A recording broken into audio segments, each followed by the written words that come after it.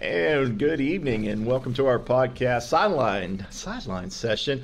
Normally, full court pressure. I guess we're going to change it up a little bit and bring in a little GW love here tonight. Jamie LeMasters, one of my favorite coaches. Coach, we haven't had a chance to talk basketball. I think last year we had a little fundraiser going on with St. Albans High School, and you came down and we talked a little basketball, and so it's good to get back with you and talk a little basketball. Congratulations. Only one loss on the season this year and number one seed in the state tournament. Your thoughts on the season, and we'll talk about the tournament here in a second. Well, first off, thanks for having me, and you're right. I believe it was last year we were down at Shuckers in St. Albans. Yes, that's correct. Maybe a soccer fundraiser. I was for the girls' graduation. Or your niece and yes, my Madison. Yes, and yeah, stepdaughter. Yeah, we haven't got to talk much since then, but yeah, it's been a good season for us. I remind the girls that we've done a lot of good things, but we haven't done anything great just yet. Yes. And I'm not,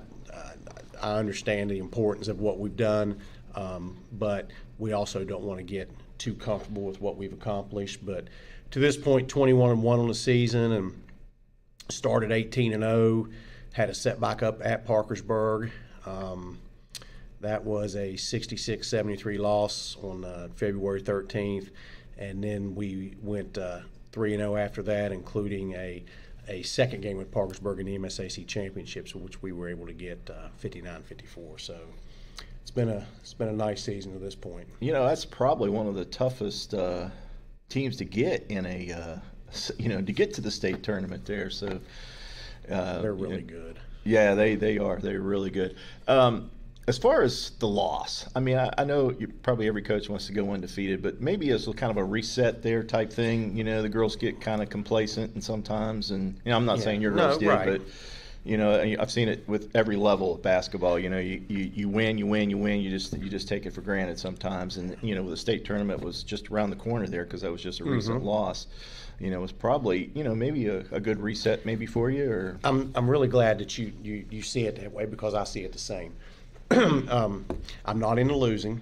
I understand it happens, but it's not something I'm into. But when you're 18-0 and you're approaching postseason, sometimes a loss against a really quality opponent is not a terrible thing to help refocus your team, yourself.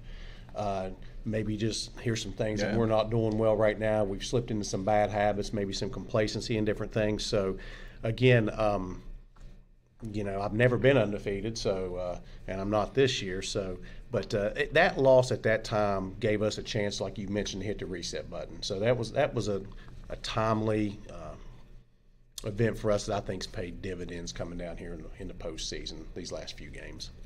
Now, through the season, you had a player down, probably one of your better players prior, but you guys still won through that. So what's that say about your team to be able to have your best player sitting on the bench and you guys still perform at top level? I'll talk about some things. I'm glad you mentioned that too, because this team has been really resilient this year.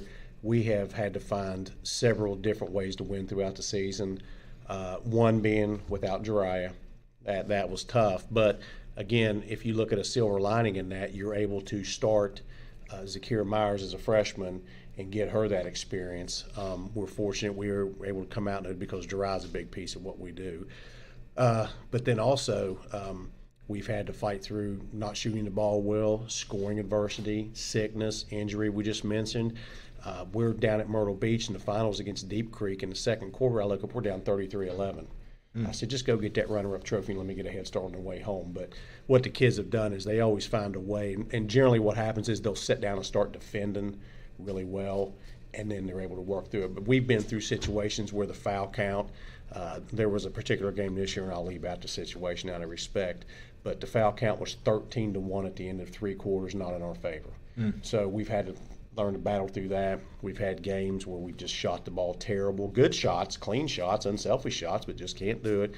And we've talked about injury, sickness, and all the things. So they've done a really good job of finding a variety of ways to win with different types of adversity. I'm really proud of them for that this year.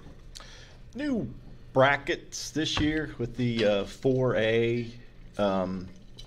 and then a lot of the teams stepping down. Do you felt the 4A still as strong as it has been? I mean, you're taking this state champion and moving them down to 3A this year. I'll tell you what, if you had some of those teams in 3A playing up in 4A, that would be an ultra-competitive classification. I know what we did this year with the 4A, and when we went to a north and south region. There's only 2 regions now. From a standpoint of playing at that level, your best 8 teams, I'm not saying best 8 in the state, but your best 8 teams in 4A, I think you got it right. But what you lost is you may have lost some of your regional representation, because we used to have 4 regions. Yes. So now, I mean, 2 of the teams could be from over here or down here, but I think it helps you get the best 8 to Charleston. I was a fan of that. I had actually mentioned just in different interviews, I can't remember which one it was, that what we should do is go to a north and south and just seed it. Again, nothing's perfect. I'll give you a downside of it. This year we earned the #1 seed in the region, so we did not have a play-in game. We got a bye. So from February 21st until March 4th, we sat and waited to see who we were going to play. Yeah. Okay, that's tough from not playing a game standpoint, but at the same time, it does give you a chance, whenever we run into that, to reflect back on us, look at some things we need to clean up, maybe some things we've gotten away from, highlighting maybe some bad habits or different things that we're not doing well. So it did give us a chance to do that, but at that point in the season, to set that long sometimes is tough. It is. But there's pluses and minuses to it. Yeah. State tournament, how many you been? I've been at GW 22 years. I've been to 10 tournaments and 8 semifinals, 2 first-round exits. I've been close that many times. And I would love to play in that game on Saturday with respect to everyone in my bracket. Yeah. I would just like to get an opportunity to see what that feels like. But if it's not to be, then if that's where my career is at, I'm okay with that too. With all those semifinal teams, rank this team with them. If they top, you think? Top to bottom? I don't need to give anybody any fuel, but this is the best team I've had at George Washington High School. Oh, yeah. I agree with you. What we saw at St. Albans, I mean, especially your freshman, I think Gum was the other freshman. Patty. And honestly, I think probably the best 2 freshmen that I've seen. Because, I mean, they are, I can't say that because when Pryor and Breckenridge were freshmen, they were good. But even they, as talented as they are, and looking back, when they were freshmen up here 2 years ago, we came in #1 and we had some, when things didn't go our way out there on the floor, we mentally didn't show strength, and I don't want to use the word shut down, but let that get to us. The difference with this team right now is one, I mean, I'm not going to act like I have a magic whiteboard. I have talent. I mean, I do. Mm-hmm. They're gifted athletes, but they also put the work in, the time, the effort. But what we haven't, I've had some great players at George Washington. I had a state player of the year in Calissa Lacey. Mm-hmm. I've had some good ones. I can go all the way back to the Brittany Holsteins and just my first year and my second year, and my second year we were in the semis. But back to the point of what this team has got, probably two kids you would highlight, but then there's a supporting cast around them that are talented as well. And that's what I've been missing in the past. I've had some great ones, but I just didn't have the supporting cast that I have right now. With your two top players there, juniors, they've been here twice, correct? They've been here all 3 years. Well, you'll be this third year. Yes. So when you go to that locker room. Correct. Let me correct. I'm sorry. Okay. No, they were here their freshman year. We came in #1. We were beaten in the semifinals by Morgantown. We were up 13 at the half. Last year, we came in. We were the 6th. That's when we upset 3 Parkersburg, and then we lost in the semis to Morgantown again. So this is year 3. But the last 2 years they've been to the semifinals. Okay, so 2 years with them. You go to the locker room. You let them talk. You let them tell the younger players what this is about and what it's like out there, and get the butterflies out now. Or how does that? I tell you what I pulled them aside and have talked to them about is for the Collinsberry Bruces, Zakir Myers, Addie Gums that haven't played on this stage. Mm-hmm. I can talk to them, but it would be way more beneficial if you would talk to them as an upperclassman player. I agree. Just tell them what to expect. Yeah. Now, I do bring them down. We'll be here in the morning, and I don't know how many people do this. We have the luxury of being close. I bring them down just so they can see things like the introductions, media timeouts, how everything works, to try to get them as familiar as I can, because I don't care what anybody says. You think you're ready for that stage out there, you're not. You're not. I mean, you see it in the girls. I mean, or even the boys. It's not a girl thing. You see great players just don't know how to step up on that big stage. You know, you'll see them just, starstruck. But then you get some that are probably not your stars step up. You know, back to you were mentioning, do I have them talk to them? There's times that we'll go in and say what we need to say, and we need plenty of time on the clock, and we go, now you guys talk to them. I'm going out here. Come out when you're ready. Yeah, we do that. Generally, at the end of practice, we come up to the mid court, and we always circle up and talk. And anybody got anything to say? They might talk about how the energy was today, or Coach, I thought the focus was good, or Coach, it wasn't very good today. So I prefer, and I've been like this for last year. I wasn't always like this. I prefer what I call a player-led team. If I have to come out and try to pull energy out of you all, and I understand that's part of my job, but if I have to do that all the time and I can't get energy out of you, or I have to, do all of the talking, I would prefer to be what I call player-led and have my players, leading some of those aspects. And it takes a couple things, I think, to do that. One, I've been doing it for 32 years. This is 22 at GW. You have to be willing to relinquish some control, and you have to be confident enough to let the players lead in that manner. Not everybody can do that. A lot of guys want their finger on everything, which I understand. I just lean more to the player-led side. Yeah, well, it's good to have that leadership. I mean, if you can that always helps.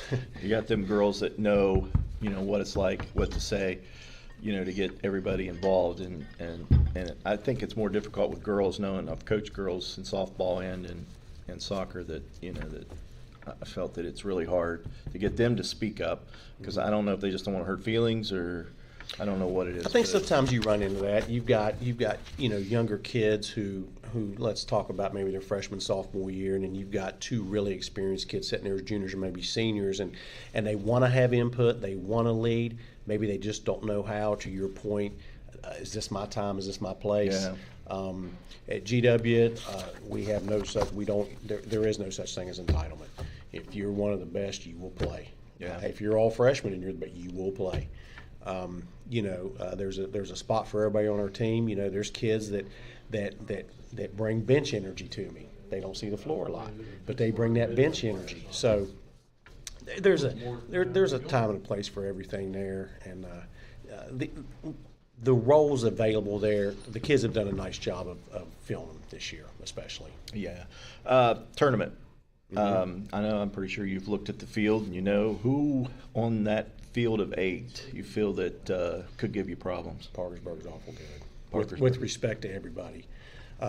Kind of an outlier that's unknown to me because I just don't see them. I think they're 19-2 now is Martinsburg. They've had 2 losses this year. Both have been to Greenbrier East. I do have a lot of film on them with today's huddle. It's a click of a button and film gets sent. So I just haven't seen them live. I've seen quite a bit of them. I have, let me think here, in this tournament, I've played 4 of them, but Parkersburg twice. So we're whatever and won against the field. But Parkersburg is just awful good. A lot of seniors, I do believe, if I remember correctly. He's got 7, I think. Yeah, and that helps. You're talking about young. I think all those players started young. I mean, they played a lot when they were freshmen. There's just something to be said for the fact that you can have young talent, but there's just something about an 18-year-old, 4-year veteran player. And then also you factor in that sense of urgency, because this is my last time, that senior urgency. That can make a difference. Yeah. Well, Coach, we wish you luck. And talk about, and I had the notes and I left them in my work truck. Game time and opponent. So we've got kind of an interesting thing this year as the rotations. This year, 4A will play on Thursday, Friday, Saturday. 3 straight. Whoever advances. You like that better than the 2 days off? It doesn't bother me. Doesn't bother. We put so much time into weight room and conditioning. Actually, I think it's advantage GW, to tell you the truth. Now, as long as nobody gets banged up, okay, let's say we stay healthy. But our slot will be Thursday at 5:30 with Washington, who we played game 2 this year up at Fairmont Senior in an opening tournament. And then the next round will be the Parkersburg South, Martinsburg winner. And then I do know that the game on Saturday, the finals, is at 7:30. So it would be 5:30, 7:30 if you play all the way through.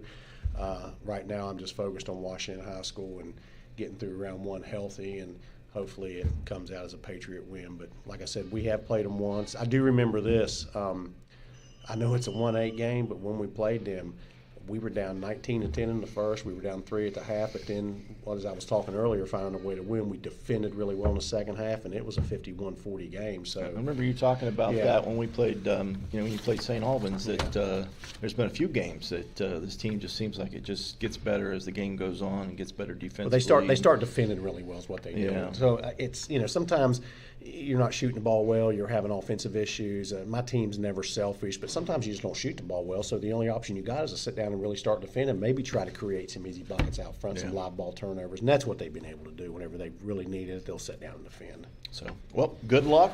Thank you. And we'll hopefully get out maybe for the championship game here on Saturday to let you guys in it. So it's unusual to have a George Washington coach on our program, but well, I live in St. Albans, if that counts. That counts. All right. And maybe we can do this again next year. We'll have a dual matchup or something together. I don't know how this MSAC will play out now.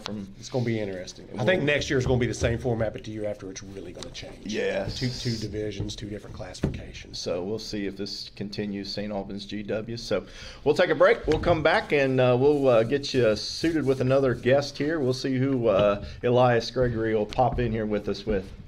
So we'll be right back.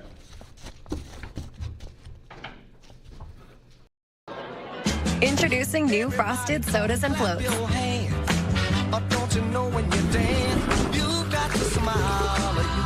The original Chick-fil-A chicken sandwich and new frosted sodas and floats. Only at Chick-fil-A. Your nursing future starts at Bridge Valley. Become an LPN in 12 months or an RN in 16. With hands-on training and state-of-the-art facilities like our immersion classroom, your nursing career starts at Bridge Valley. You bring the heart, we'll teach the rest. I know that you've heard the name Shuckers. Shuckers has been at 70 Old Main Street, St. Albans for more than a decade. Really, serving up such great food like Shucker shrooms, jerk shrimp, juicy steaks, seafood, wings, stuffed shells, scallops, thin crust pizzas. There's something here for every taste bud in your house. Come hang out in the cozy bar area or bring your crew in and stretch out in the dining room for a memorable evening. Shuckers is more than seafood, it's your food. Open Tuesday through Saturday. We'll see you at Shuckers.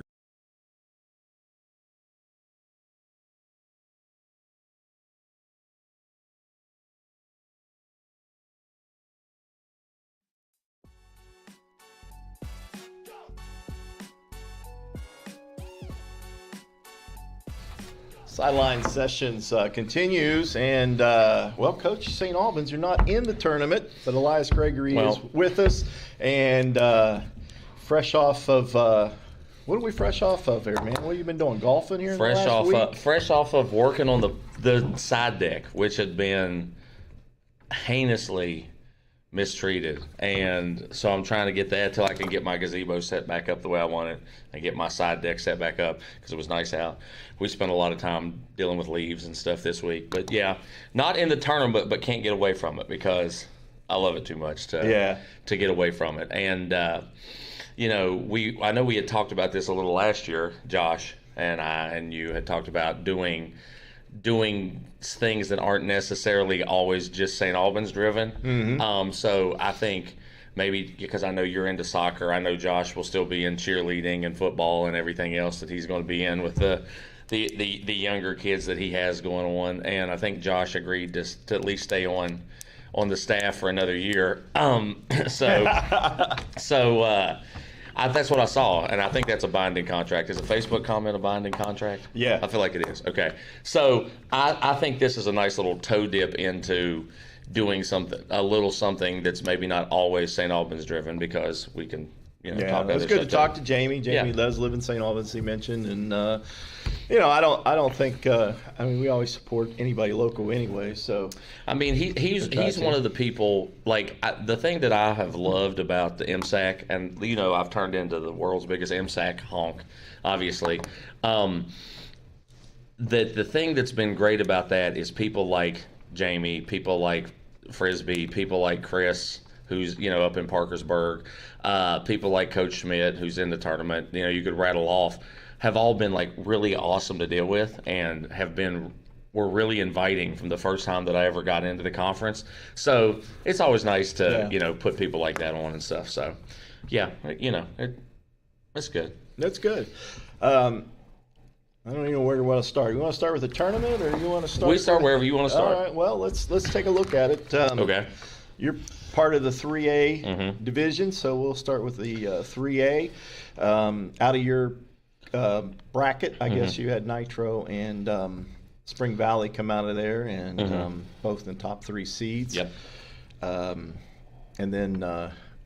That says all you need to say about how tough that region was, obviously. And both very deserving of being top seeds for sure. Well, you got Spring Valley 4A champion last year. So stepping down to 3A. And what do you think that team just starts getting? I know experience, but a lot of teams go in a kind of a lull toward the end of the season. You'll see their legs get tired. But it doesn't seem to work that way for Spring Valley. Well, what does he do different I don't know. At the end of the year that just springboards them into monster teams? I think the people like Bo at Spring Valley, like Jamie at GW, like Lonnie at Huntington and stuff. You've been in it that much. You've been in deep runs that long that you're able to figure out how to manage them a little better. I think probably part of it is the way they schedule. I think part of it is they do a good job of ramping kids up, and I think their kids expect to be here every year, and so maybe they go through a little, not necessarily lull, but it's when you're expecting to play games in March, it's hard to always get up for games in December and January, and I think as they get deeper into it, and those kids almost can smell it, that it's getting closer. I think Nitro's like that too, because you look at the kind of run they went on towards the end of the season with the teams they beat, with the Morgantown win and Boyd County and the wins that they had that were really impressive. I think teams like that are veteran and expect to make deep runs, their lull is in the middle of the season. Their lull is at the beginning of the season. They're just kind of treading water until they get to games that really, really matter. So I think that's a lot of why they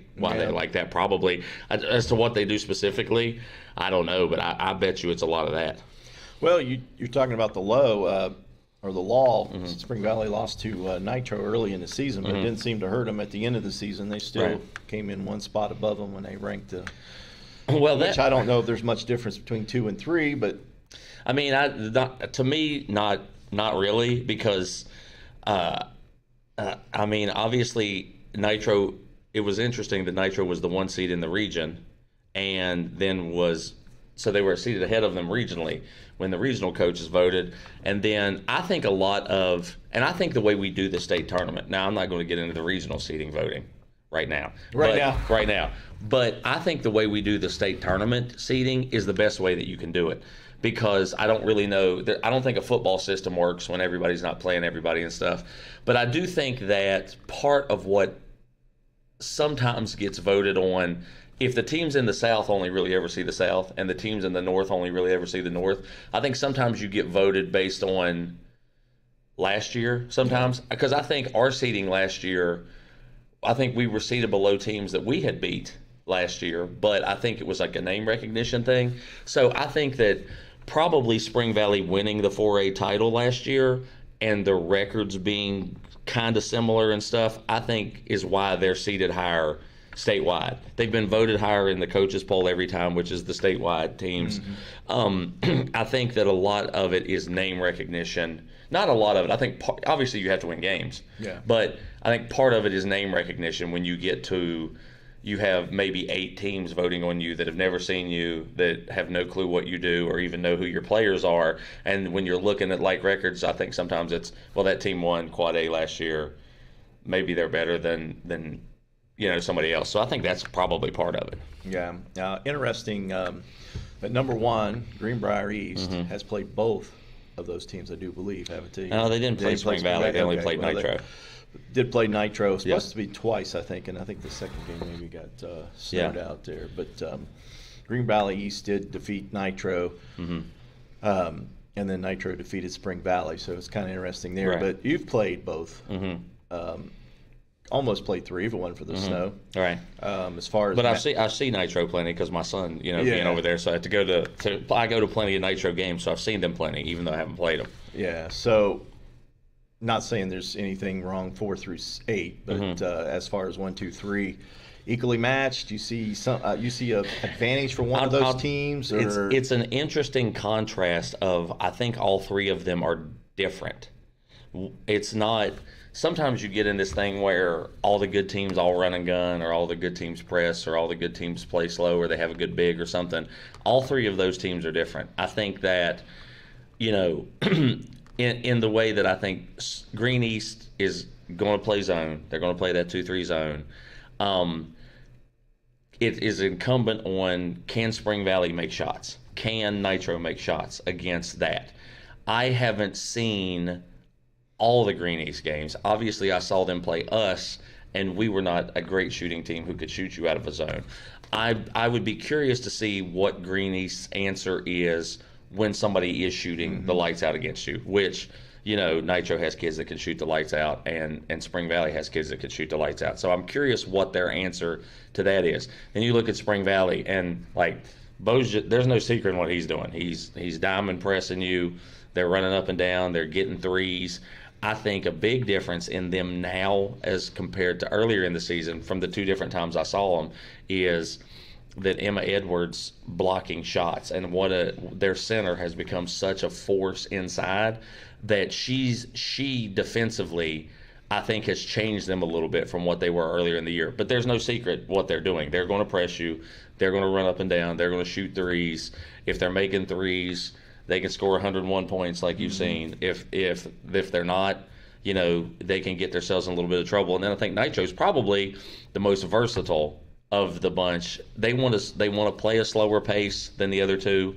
They want to keep the score lower than the other two. But, the one thing that you have to say about Nitro the entire time Pat's been there is they can get you into the mud and just suffocate you out there. They're not trying to play a 77 to 70 game. They're trying to play in the 40s, and they can do it. And I've seen them do it to people. So just where they just slowly choke you out defensively and the way they run their offense. So it's, it'd be interesting to say who you think wins, because I think it's such a difference in styles. But I think that's what makes 3A really, really interesting this year, is that there's so many different styles, and who knows what wins in this. Yeah, and I think the interesting is we talked to Jamie about experience. He's got players that's been there 2 years now, and this will be their third. But that 3A, it just seems like the same teams. Well, they've got all kids. Like, all three of those teams have got kids that have been there multiple times. I think that all the way down, the Kaisers, the Graftons. Kaiser to me is the team that I'm kind of excited to see, because I saw them twice during the regular season last year when we went to the East Fairmont tournament. And I saw them, they basically had Wayne beat over here last year in 3A, who eventually went on to win the state title. That coach, every time I've seen him, he's one of the most impressive coaches I've seen in high school basketball. I mean, they run some stuff, and they're good. And now, do I know their players' names? It's the thing of when you talk about where you're voting. I don't know any of their players' names. Not trying to be rude. I just don't know who they are because I haven't seen them. But that's the team that I'm probably most excited to see this year, because I don't know, based on their schedule and stuff. I wonder is that team sneakily really close to those other three that we're talking about, because I know the coach is really, really good, and I'm sure they run good stuff, and I'd be interested to see how the players are. So I don't know how many's back from last year, but I was at that game because they played before you guys last year, and they looked good. They looked real good. I mean, they run very few turnovers. I mean, they run good cuts. Yes, they run good stuff. For high school basketball, they run really good stuff. Yeah, I thought that was definitely Wayne's time to go down, and they survived it and moved on and won the championship. Yep. So, other brackets, I guess we'll do 4. Do you, I don't know, you follow single and double? The only thing I would say about single and double is my opinion is, I mean, Gilmer County, I think with those 2 twins, the 2 6'1" girls, I know they lost their best guard from last year. Haven't seen them this year, but those two girls are really, really talented. They could play in any class in the state. That if you could get enough guard play for this big floor to not bother you, I think you got a big problem with them. Double A, obviously I see Catholic every now and then. They had a big injury that I think to one of their guards that I think probably hurts them. But James Monroe, when we saw him last year when we played them, they were really, really good. They had a sophomore who was really, really good, and their last names are Dunlap, and I don't know which one's which because there's 3 girls. The one graduated. Then there was a girl who's a freshman this year who's one of the Dunlap sisters who when I used to coach travel basketball, she would play up like 2 years in travel basketball and just be insane good. Wow. I would be shocked if James Monroe didn't win Double A just because I know those 2, and that's another big win that Nitro. I think Nitro might be the only team that's beat them all year. But those 2 Dunlap girls are like the real deal. So I'd be a little surprised if they didn't win it. But am I super versed in it? No. I just know that how good those girls are from watching them since I think when we were playing 8th and 9th grade travel that the one that's a freshman now was probably 5th grade, and she was one of the best players in these 7th and 8th grade tournaments. So I think they'd be a tough out. Now your old bracket, the 4A bracket, we just talked to Jamie. He got the number 1 seed. Morgantown, down one of their best players there. They kind of, I wouldn't say they tailed off at the end of the season, but they had a few losses there toward the end of the season. Right. But where do you see 1 and 2 on that? Jamie sees probably Parkersburg and Martinsburg being the 2. I mean, toughest challenges. I've seen almost every one of those teams. I think Washington is probably the only team that I can think of offhand that I haven't seen in person. Jamie's team is obviously good. When you have a player like Jeriah. He said he struggled against Washington. Well, when you have for 3 quarters. I'll tell you the thing that I think if I was going to just give an analysis on the GW side is this is not me saying they're going to lose games. This is not me saying but like Washington, and if you would play Martinsburg, that's assuming that Martinsburg would beat Park South, which I don't think you can just assume. Those are 2 teams that will drag you in, like a Nitro style thing, that will drag you into a slugfest. And up here at the Civic Center, you see a lot of times that if you're a team that relies on jump shooting and stuff, that a team that will drag you into the deep end can cause you problems. Not that I would say I'm predicting either of those to win. I just think, especially when you have to play Thursday, Friday, Saturday, back to back to back, GW getting Washington and then getting Martinsburg, assuming Martinsburg would beat Park South, but I don't know, is kind of a tough slog of back to back. Just they're going to be physical. They're going to play defense on you. They're going to make you play for 32 minutes, regardless of what the score is. They don't have any quit in them. They're those kind of teams. The Morgantown thing, I've seen them a couple times. Boy, I think Fulks can coach, and I think that they keep getting kids hurt all the time. But Lord, they have just people that come in and still can shoot, dribble, pass. Been like that since I've been in high school. Just crazy that they always. It doesn't matter who they graduate. It doesn't matter who they. Boy, they can all shoot. Whatever they're doing in the youth league up there in that area is insane because they just replace them all the time. So they're young, they're inexperienced, but I don't think I would count them out by any stretch of the imagination. Parkersburg was a team that when I saw it last year, and all those kids were juniors and sophomores that I was always super impressed with, and I always thought really had a chance to be a big-time contender this year. And then they added Lucy Klein over the summer, who kind of gave them another element of physicality and stuff. Kennedy Porter might be, unless I'm forgetting somebody, Kennedy Porter might be the best big in this tournament, and she could just wreck games if they get in that situation. The one thing that when you can't rely on jump shooting sometimes, if you have a big that can just go get a bucket, Kennedy Porter's as good at like just going and getting a bucket as anybody. She's going to make you double her, and then you could get it out to the shooters and stuff like that. So I think they're kind of tough. Park South, obviously, of the famous 31-0 quarter against me. I'm not going to. They're all young, and that's the thing about Park South. They're all, basically freshmen. So they will be here for a while. I think that's one you'll definitely see here for a while. University played them last year in the tournament. Played them again this year. Good team. Got talent. I think their coach is a good young coach. He's a good guy and understands basketball and stuff like that.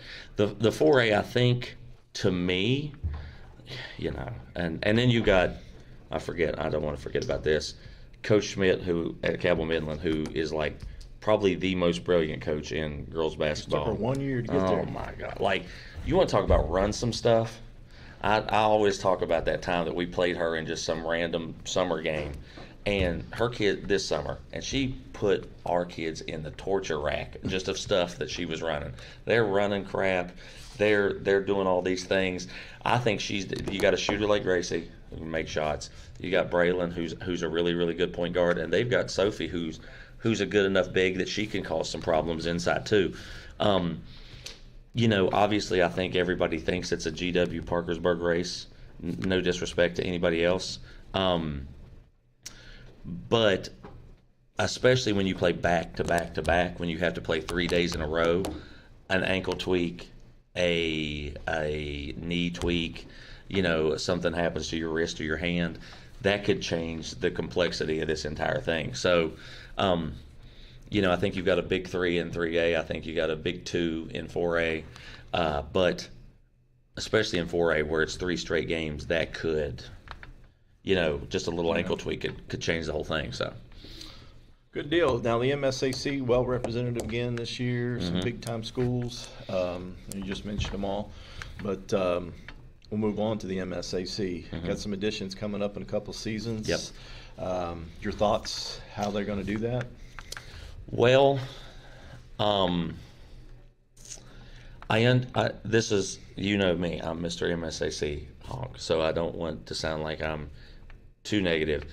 I understand why they had to do it, because football runs everything, and you have to make decisions based on football, and playing the 4A teams against the 3A teams in football was not going to be sustainable over the long haul. And whatever they had agreed to last year of like the 2 crossover games or whatever it was, I don't think was going to be sustainable to keep the conference together over the long haul. I think what they did because one of those 2 conferences was going to survive. The Cardinal was going to survive, or the MSAC was going to survive, and I think that the MSAC figured out a way to survive. Now, as far as basketball goes, am I thrilled with 2 different all-conference teams, 2 different champions, 2 different this, that, and the third?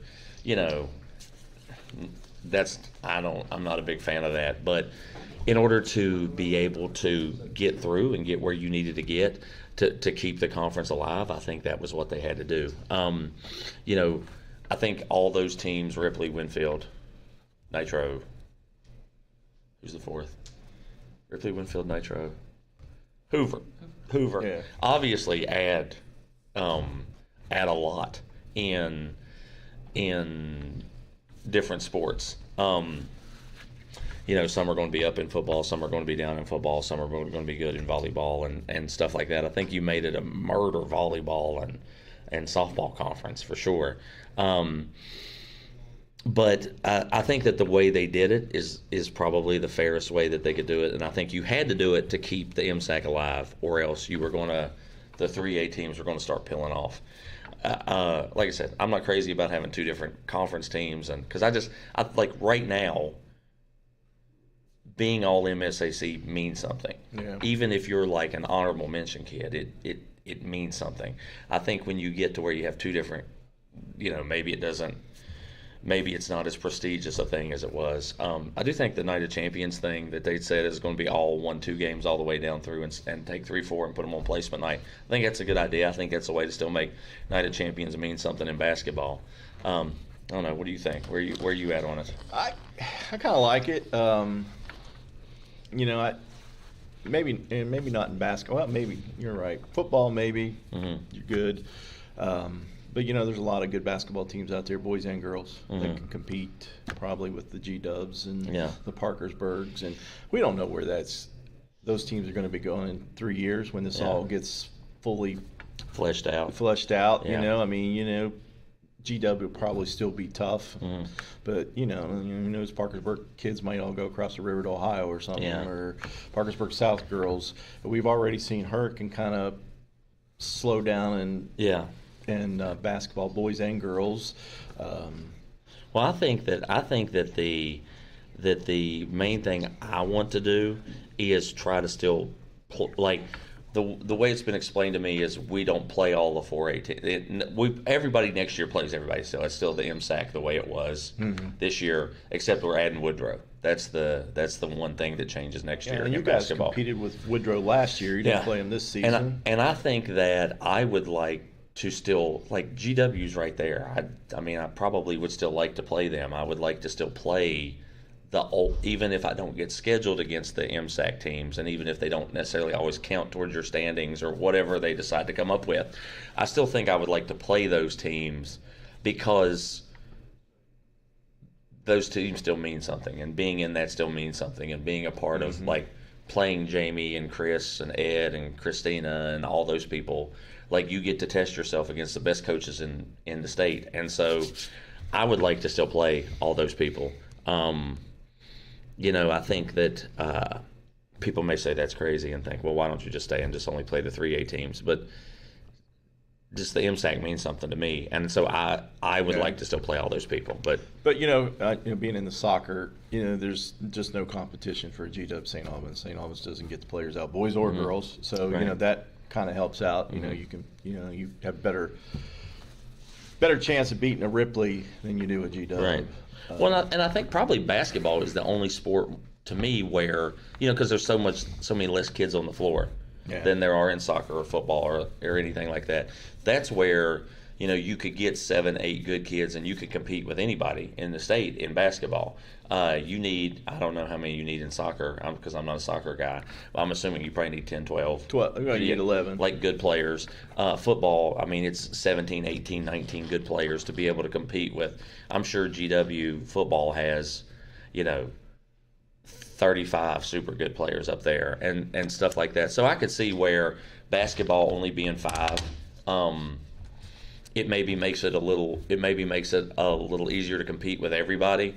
But I'm sure they did what they had to do. I'm talking about specifically the basketball side of it and what I think about the basketball side of it. If I'm Mr. Hamrick and I'm the person that has to make that decision, it's a no-brainer. Yeah. You've saved your conference. You take in teams who are really good and prestigious at a lot of different things. Nitro has state titles. Hoover's got state titles recently. Winfield's always in the mix and has good swimmers, has good volleyball teams, has good softball teams. Is competitive in football. Ripley, competitive in stuff and almost everything all the time, and has had teams that have been knocking on the door in different sports. So it's the right thing to do. I just, from a basketball standpoint, I'm just like, I get that having 16 teams and only having one all-conference or one champion is hard to do because that's a lot of people. And I believe in keeping Kanawha County schools playing each other too. I always thought that should be, especially in basketball when you play more games. But right. I always thought you guys should maybe, or not you when you were there, but you guys should be playing Sissonville and maybe a Hoover. Not every year, but at least getting them. Every now and then is good because, and I wonder what, it's going to get to the point where I wonder what the Sissonvilles and the people like that, they probably have to join that Little Creek Conference or something to be able to get games that they don't have to go some crazy far way away to go. I mean, I think that's why Woodrow joined the MSAC, was just to be able to not have to go all the way to Morgantown or the Eastern Panhandle to be able to play games. Yeah, because some areas is tough to get. Yeah, I know Morgantown comes down this way a lot. Washington, I know, comes down this way a lot. University, I think, comes down this way 2 or 3 times. We've agreed to play a game next year over at State, because I'm sure those areas are probably harder to get people to play. You'd definitely rather be in the conference than not in it. That's what I would say for sure. Whatever I think about the all-conference teams or how many champions there are or whatever, I would definitely rather be in it than not, because if not, we're probably going to East Fairmont every week, or Fairmont, or having to go to the Eastern Panhandle and stuff to find games. So, I think it's or playing down.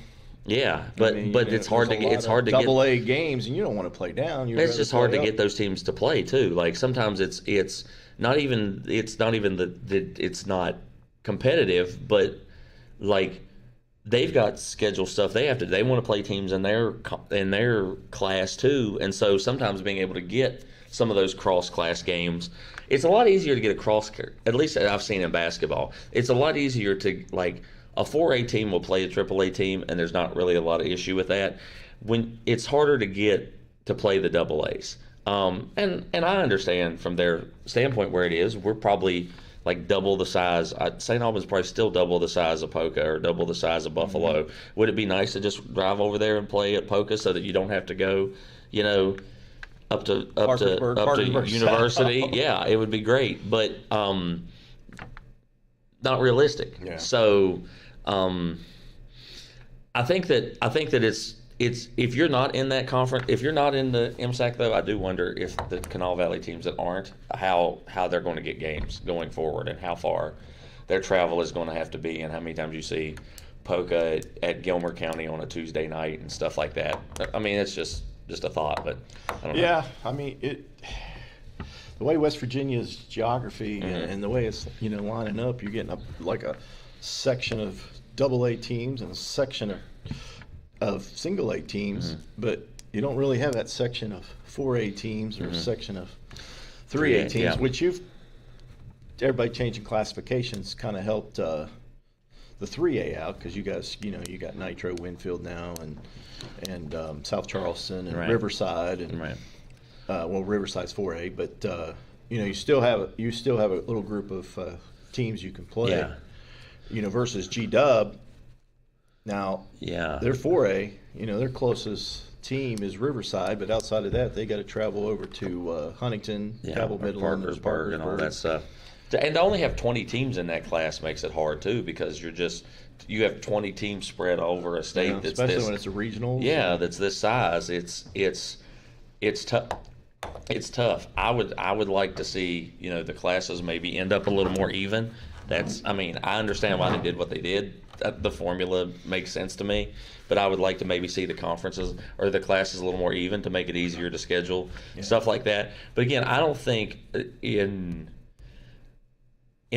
basketball, where again it's only the 5 and it's not in football, it's so different. You and I know that. Or you've seen way more football games than I have, and I've just seen the difference in, that when you play GW, they have 90 kids. St. Albans has 25, 20, whatever it is. It's just a massive difference. In basketball, it's not as big a difference. I do think that those quad A football teams, though, I think that they probably have a really rough time they're probably driving all over. I mean, you see Hurricane plays games in Ohio and Tennessee. I've seen people in Michigan and Indiana and all kinds of stuff. So I'm sure that's a nightmare to figure out football. I'm glad that we don't have that problem with the basketball, where you have to go, to other states in order to do it. So it's interesting though. I think it's a good thing for us, for St. Albans personally. I think it's a good thing. I think it'll help them in a lot of things. Just be more competitive against teams that are your size schools.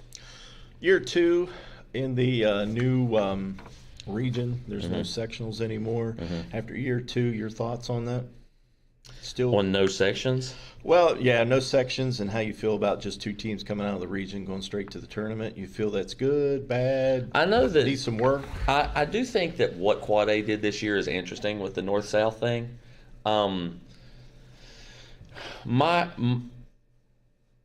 I like the regions better than a let's seed everybody statewide and play a tournament that way, because which I've seen be suggested. I've seen people suggest that, like, we want the best 8 teams in there, which everybody wants the best 8 teams there. Like, it's not everybody wants the best 8 teams in a tournament. And so let's just play a 1 through 16 and go that way. But I don't know how you seed that. I don't know how that gets seeded, because you see issues in the seeding already. Yeah. With the coaches voting stuff, there's already, I think the coaches voting regionals is a bad idea. And I've always thought that it was a bad idea. Before the infamous Capitol fiasco, before all of that, I think that you should have to play everybody in your region, and then it goes overall record, head-to-head record, and whatever you want the third tiebreaker to be, games won in your region or whatever you want it to be. I think that's the best way to do that.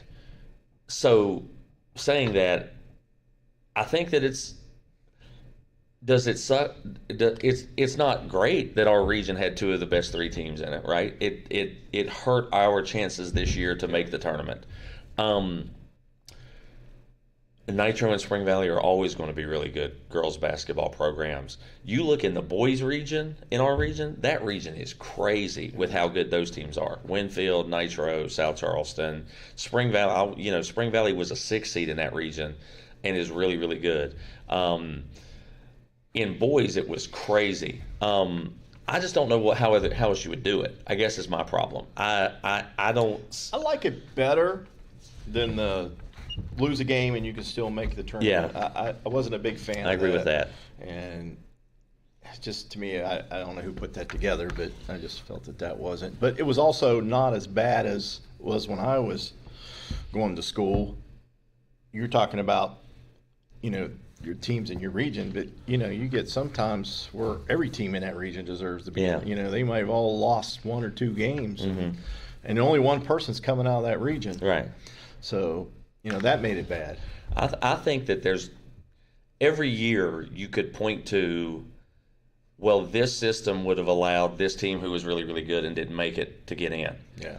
But I think you can't change it every year, and you would be changing it in hindsight. And I think that I like this better than, like you said, lose, go somewhere, win, and then suddenly you're in when you lost the game before.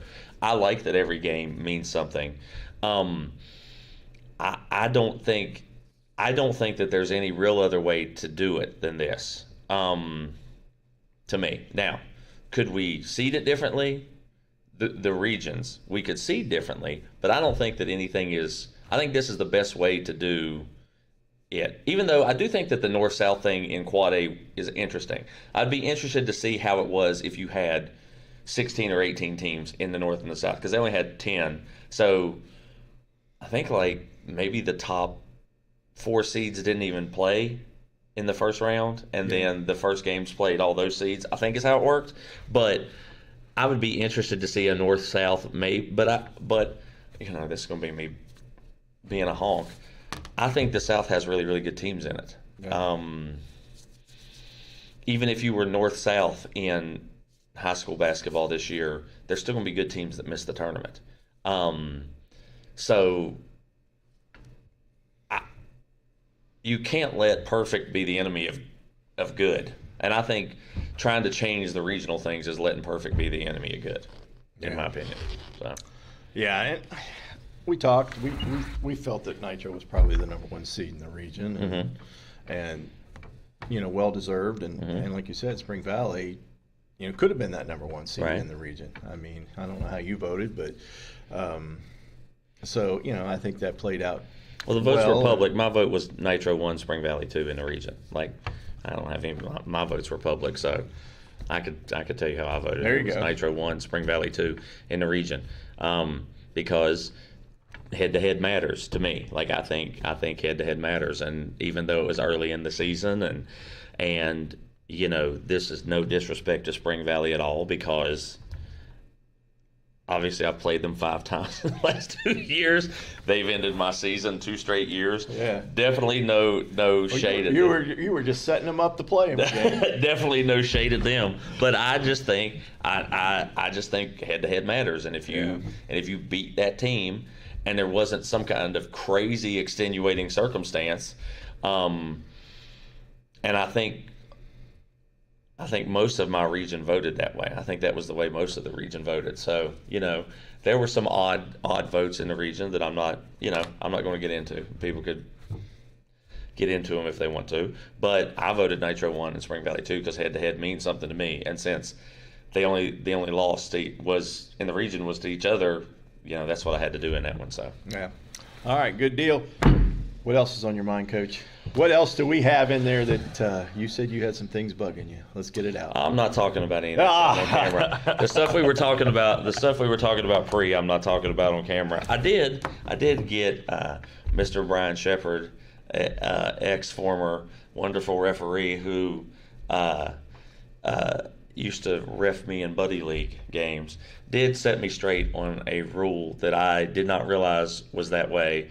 It obviously didn't happen in the Spring Valley game where it mattered either way, but I always thought on an intentional foul you could pick the shooter. I didn't realize you couldn't. I didn't realize that. So so I have been giving a lot of thought to taking the referee. So here's what's on my mind. I've been giving a lot of thought to taking a referee class this time. Okay. This summer, because there are things I don't know, and there are things that frustrate me sometimes that maybe if I saw it from that side, it would make more sense to me, like the intentional foul thing. I didn't realize. So what is on my mind is I'm giving some consideration to doing the officials class. Well, do the officials class, but you have to do ref because you won't understand until you're out there on the floor. That's what people tell me. So take the class and you think, oh, well, I can see it, but no, you have to be out there. So maybe I have to do you have to listen to a coach yell at you and scream at you and tell you that you're no good and you need to go back to wherever you came from and a few times. And maybe I need to do little kids games. I wouldn't want to do. Obviously, I'm too busy doing our summer stuff to really ref a ton of games. And maybe I should try to do little league games or something like that in the fall. Only problem you have is everybody. And I think that makes it worse when you know everybody. You know all the coaches and you know all the parents. Well, that's what I always say is always funny to me when Buckley referees a game. Because Buckley in the Kanawha Valley is probably he's got to be the most well-known official in the whole thing, right? And there are always parents from both sides. All I ever hear is, come on, Buck. I mean, just screaming at Buckley nonstop. And he's got a smile on his face. Yeah. And I don't know if just getting into it, I would be as patient as Buckley is with it, which I'm sure that's happened to him for 10 years now, where he gets it from both sides super hardcore. But if I do it, you're like the third person that's told me, yes, you can go take the class, but you actually have to do games. So I guess if I go that route, I will actually have to do games. But I'm giving it a lot of thought to actually going because maybe I'm always looking for strategic advantage, and that may give me a strategic advantage anyway. Well, let me tell you, I was telling Josh this one time. As many games as I've done on that court, I can almost break down, when I'm out there, what's going on. Not necessarily from the sideline, but when you're out there and you're standing underneath the basket and you see this going on, you just want to go over and tell the coach, what are you doing? What are you doing? I mean, you can't see this. It would be an interesting way to look at it for sure. But my problem is I wonder if I would get, the reason that I wouldn't want to do any game higher than Little League is I think I would start watching the game. I would get into what are they running? What is this kid doing? What is that kid? And I feel like I would get way too much into watching the game to do anything. Especially when you see a player just take over a game. It's hard not to just be like in awe. Yeah. What? Mm-hmm. You get that little awe thing. Early on, I did a kid played over at Polka. I think he scored. It was a JV game. Scored 50 against Braxton County, and I remember it was just like. It was just fantastic. I mean, he was hitting everything. I mean, everything he was throwing up was going in, crossover, everything was working. I remember when I first got to doing high school with the boys over at Nitro that it was like the beginning of February when the game finally slowed down for me enough that I wasn't just watching it as a fan. That was when they had that GW team that had Noah and all the other kids that had went there. And I remember that I was coaching that game. You know, I'm assistant coach. I'm not like X and O and stuff like that. But I was coaching that game, and I was watching Noah Lewis just in awe. Like I wasn't watching it as the Nitro coach or anything like that. I was just in awe of Noah. So it took me a while, even coaching, to get to where I wasn't watching the game like that. You know, sometimes what's interesting now is I'll look in a scorebook after a game and I'll be like, wow, I didn't realize that person had that many points, because I'm more watching what's going on combined than I am the individual kids sometimes. But I'm sure it would be like that in refereeing. I would get so obsessed with. Yeah, you do catch yourself running over the quarter looking at the score. You know, you're talking about Noah Frampton. I remember he was third, fourth grade when he was playing Little League. He was playing at Nitro. And I was like so amazed, and I went over and was talking to the guy at the table. I said, "This kid's phenomenal for his age." Right. And he's like, "He don't even like basketball." And we know that story. I mean, yeah, right. I'm telling you, man, it would be hard to do. I'm really thinking about doing it, but I guess if I have to do games, I would have to do something that I was completely emotionally uninvolved in. I had to go to like Ohio or Kentucky or somewhere where I didn't know. Well, you can do the AA. Well, they don't call it AAU circuit anymore, do they? I could maybe go do some some of those old GBA games, because I remember there were guys from the Canal Valley when we'd go like to Athens, Ohio, and Columbus, and you go do these tournaments. Nelson Cunningham would be in Athens, Ohio, and you'd be like, well, so that would be what I would have to do if I did it, where I was kind of like emotionally uninvolved in it, and make sure I do second, third graders that would be a speed that I could.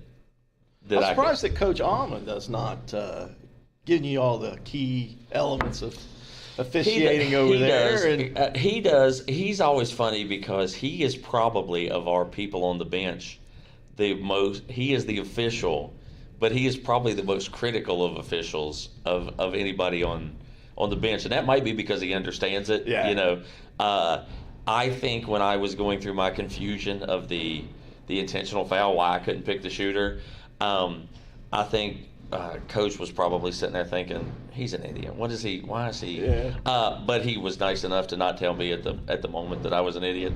But no, he's hardcore on him. He doesn't let something go, because he's done the ins and he's definitely done the ins and outs of it. He's done both sides as much as probably anybody in the state's done both sides, for sure. Seems like he's been coaching for a long time. I mean, everything. I mean, he's been coaching. I think he was at Elkview or someplace one time for middle school and.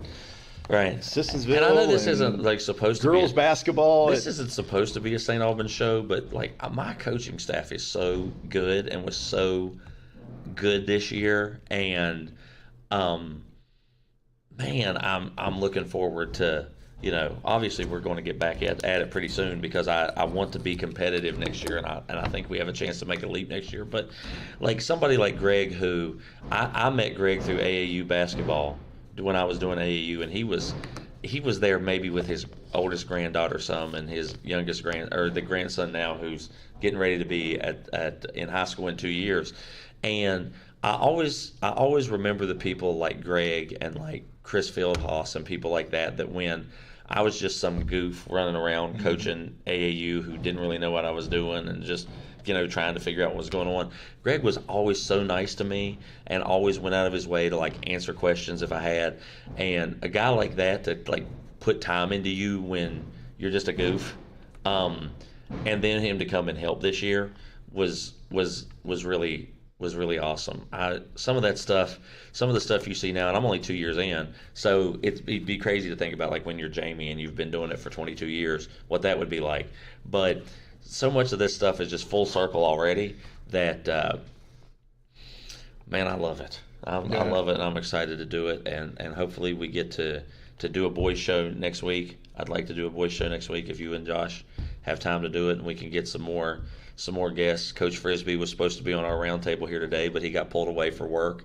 But I think these things are cool, and I think the more we can do. Well, I think it'd be great. We can get Josh involved and get him off of the little production. Josh has nothing better to do than that. I heard Josh. You know what I did? I went back and listened to you and Josh call that boys basketball game.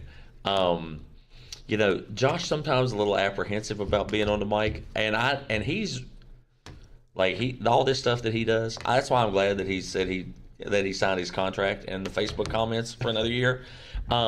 Because if I had to go and figure this crap out, I mean, look at all this stuff he's got set out. If I had to go figure this stuff out, there'd be no. It all looks new. I think he's bought all new stuff.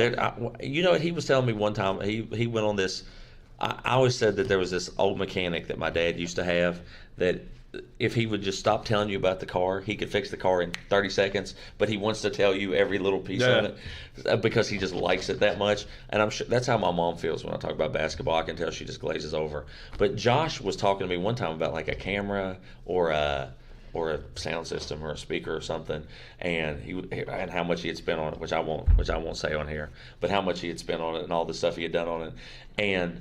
And Josh he loves this stuff. Like this is his hobby. This is not. I think we had that conversation this morning about the state wrestling tournament. Did he do that too? Yeah. Did he do the state wrestling tournament? And then he's got Luke, his son, who comes over, and now I think Luke is getting the obsession. Even though Luke is supposed to be a world class long snapper at some point. I haven't seen him. I'll be the judge of that at some point. But Luke and Josh have got the. It's good to have people that are like that because there's no way I could set any of this stuff up. Well, you talk about that last game. Josh really threw me off because he'd be talking, and I thought he was talking over the air, and he wasn't. I was answering. Yeah. And he'd be like, I'm not on. And then he would be on, and then I would say, you didn't realize he was on. I didn't realize he was on.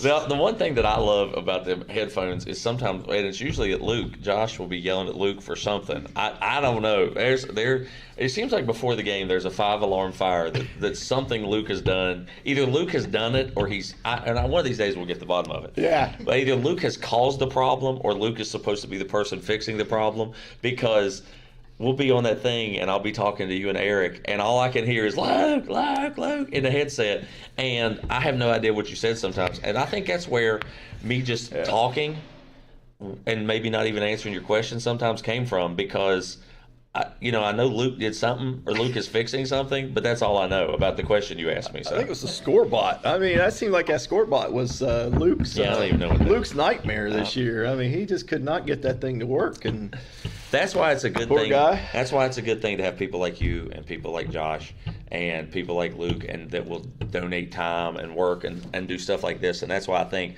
us expanding into doing some football stuff, doing some soccer stuff, doing some volleyball stuff, doing some softball, baseball stuff would be a good idea. I think it's a cool idea. I think there's people that are interested in it.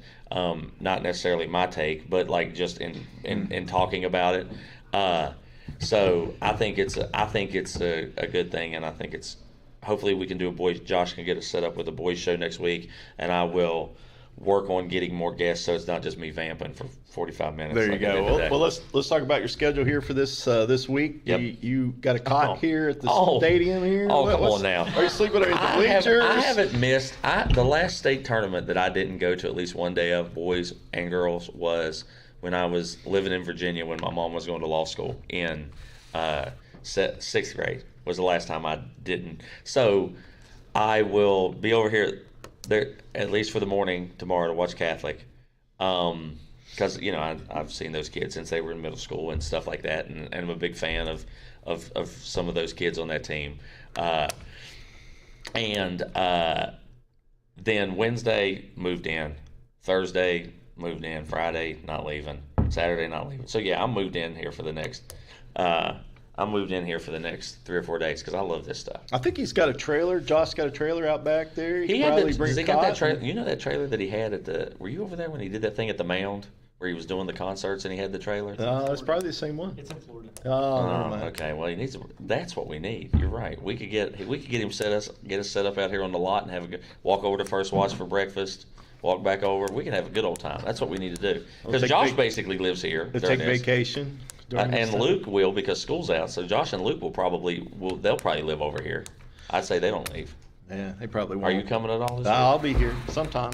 I don't know Yeah. when. I want to see Nitro. Yeah, that's an early morning Wednesday game. I'll miss that one, but hopefully they'll get to the second round and get to see that Spring Valley game, and because I think that's an evening game. So I think we've got to go to Nitro at Winfield Regional Boys tomorrow at 7, and then we'll turn around and be over here for Nitro Girls 9:30, which I think is an interesting game. I think that'll be a good game. Princeton did beat them earlier in the year, but I wonder. No offense to Princeton, but I think that was like they had played Green East the night before and turned around and played Princeton at like 1 o'clock or something. That's the only time they lost 2 games in a row. That's a hard turnaround. I'm talking about how hard it would be to play Thursday, Friday, Saturday. You don't even get 24-hour break. Sometimes that's the thing that happens in that FCA tournament over there that they have at the beginning of the year is the teams will play a night game at their place and then turn around and play a 12 o'clock game at the FCA thing. And I think that's hard on you. I think you guys played at night, but you had a day off. Did you have that day off last year? When? Before you played University, and then you bit Spring Valley. That was a day game. We were off. We played at 9 p.m. We were the late game. Yeah. Tuesday. Was it Tuesday? It was either Tuesday or Wednesday. And then we were off. I think it was Wednesday, off Thursday, then play Friday. I see they're giving out these little commemorative coins, too, for the people that were in the tournament. I guess I'm going to get me a little coin to hang up in my office, too. There you go. With all my other stuff that's in there. I think half my kids are in college now, so those players probably. Oh, we should have brought that up. I did see the MEC. You had a couple players in championship series. You know what I think about the MEC? That if you're just a basketball nerd, which obviously I miss it being at the Civic Center because I used to come. That would be awesome. I used to come and watch it, and it was something. Again, when I was in high school and I was younger, it was like, oh, who cares about that? Crap. And then you watch it now as coaching and stuff, and especially since freshmen are basically done in D1 basketball. It's just hard to just all the transfer portal and all that stuff. It's hard to be a freshman and play in D1. The interesting thing about watching those MEC boys and girls games is how many of those people you coached against or you coached or you that UC. Did you watch the UC? No, I didn't see game? Well, UC did put the voodoo on defensively. They took a team that averages 86 points a game and only gave up 47 or 48. They had a coach Johnson had a really, really good plan for him in that game. And so I knew a bunch of those kids that were in that game. And then you did look over at the boys game in Fairmont State. I remember watching Dobbs, who plays for them and plays a lot for them now. I remember watching him practice in joint practices over at Fairmont Senior when I was over on the boys side, and it's good to see he's doing well because Lord, he was a real worker when he played. So it would be good to. Do they bid that out every so often, or how does that work? Yeah, I think it works. Much like the state football tournament, about every 7-10 years or something. If they would bring that back here, I would 100%. I would have 100%. It was here forever. Wasn't? Yeah. I think. I mean, it. Charleston was. It looks like a nice gym that they're in up there in Wheeling. I don't know what that is or what is. That's a convention center or what that is. That's a nice gym. It looked like. West Bank. Okay. It looked like a nice thing online when I was looking at it, but. Man, there's good basketball to be found. That D2, you're just talking about high scoring teams. That's usually boys and girls. Remember the girl that went to Tennessee that was at Marshall? I mean, that Glenville State teams. I mean, they would just put some points up. Yeah. State's had a couple teams in boys basketball that could just put points up. We know West Lib always puts up points, and they're wild to watch them. Boy, they just press. That's what's so much fun. You come down here and you just watch these guys just light it up. I mean, it's just. And I think that the thing that again, being a basketball honk. Even talking about I don't know all the teams in AA or single A. I know a lot more of the AAA and the quad A teams, but you'll always see something down. I'm just not coming Tuesday all day because I got to get a break at some point. But if you're a basketball person, there's always something interesting. Whether it's a player, whether it's a set, whether it's a scheme, whether it's what a coach is trying to do. There's always something interesting to watch in it if you're just a real. I know that Ohio and all these other places maybe only had the Final Four or the Final Two that all beat together at the same place and play. The West Virginia State basketball tournament is one of the best events in high school sports in the country, just because you get all these teams together in one spot and you can just sit here all day and watch basketball. And Man, it's awesome. And now they add an extra day, so that even makes it better. I love it, man. It's awesome. I mean, I thought, well, 4A, we don't need it, but man, it makes it fun. It is fun. It is fun. And there's interesting stuff. There's interesting first-round matchups in both of them. Again, whether I would say that the teams win or lose, I don't know. But there are teams that are just interesting. Like, they can force you to play. Yeah. So I don't know. I know that part of the problem the first 2 or 3 years of the 4 classes was that every game in the first round was a blowout.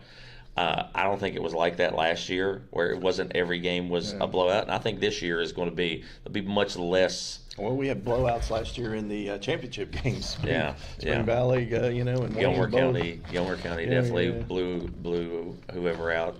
I think Catholic's game wasn't even necessarily close when they won last year. No, I love it though. Yeah, I'll definitely see you over here. Be eating popcorn, drinking Cold River coffee. Whatever. Josh has us in the hospitality room. Josh won't be in the hospitality room. He'll be sitting out there at the monitors the whole time. That's all he'll do. We'll have to give him a break. But I always listen to him on the radio when I'm at work too, so that's always fun because they always have great guys on color. I mean, these guys have been doing these games forever. Man, one of the highlights of my whole thing last year was growing up and sitting here and listening to Fred Persinger was when I got interviewed by Fred Persinger after that university game. I know that is the nerdiest thing in the history of the world, but like that's probably obviously winning the game, right? He's probably been around since the very first game. Gosh, man, Fred Persinger being interviewed by him as a coach who had just won a state tournament game. That's probably, and then like you're watch a game back and Mark Martin's calling a game that you're on. There's people that you've watched and listened to and been in it the whole time. That's the other cool thing about it. Just all these people that have kind of just been around. You got Mayor James running around here doing the whole media room thing, and he'll be running in and out all week. And it's very much a, I guess, family affair would be the thing you would say when you just have the same people over and over again. They become, like, to me, Fred Persinger and Mark Martin are as much a part of the state tournament. Joe Mercado as Kyle Wiggs has been there forever. Man, I love it. It's awesome. And, it used to be Speedy Bevins. I don't know if Speedy still does them or not. It used to be Speedy and Freddie do the games until Tony Caridi stepped in and did the championship games. My goal, And we're out having a good time talking about it and everything. But all this does is get to make sure my team is back here and involved in it next year, and to make sure that we come out on the top of the mountain at some point. Like this coming and seeing it now, and just being at the Civic Center today and stuff. Like, my competitive thing is going through the roof right now. So, well, one thing we will have is year 1 of consolidated in the middle school. So we'll see if that brings out numbers or brings out talent, or we'll see. It'll be interesting, man. I like to see that overall with football, baseball, everything, and see how that is working out. It'll be an interesting thing for sure. Because I think that's what we needed in this city, I guess, and I think that. Well, I don't know if it was you. Somebody we interviewed said that the middle school had a lot of numbers this year on the girls' basketball side. So they did. They definitely did. They were packed in girls' basketball, and there's some talent coming up from there. And so, we will get to next year, but this being here is like gets my competitive juices. You going. Making the girls come up at least to see 1 game, 2 games, or pick one out for them to say you need to check it out, see what you're missing. I think them being on spring break this week, it is no telling what. Yeah. You don't have to have any contact with me until we get the off-season program going, and it's coming up sooner than they think it's coming. So, they can do whatever they want to do this week and next week, and then we'll go from there. Good deal. Well, Josh, I think that'll wrap us up. Sideline Sessions, we're calling this one, and thanks to Jamie Lemasters coming in for the interview to start off.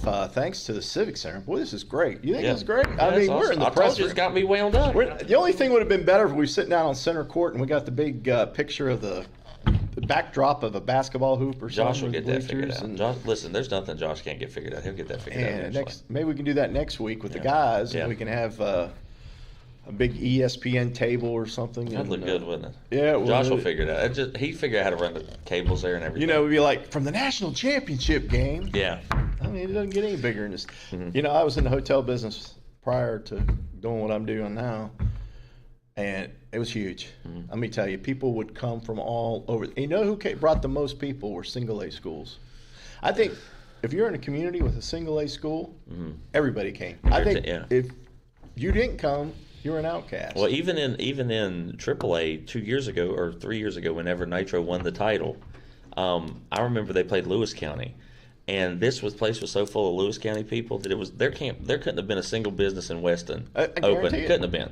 It's amazing that you might travel 3 hours to get here, but you're bringing busloads of people. Yeah.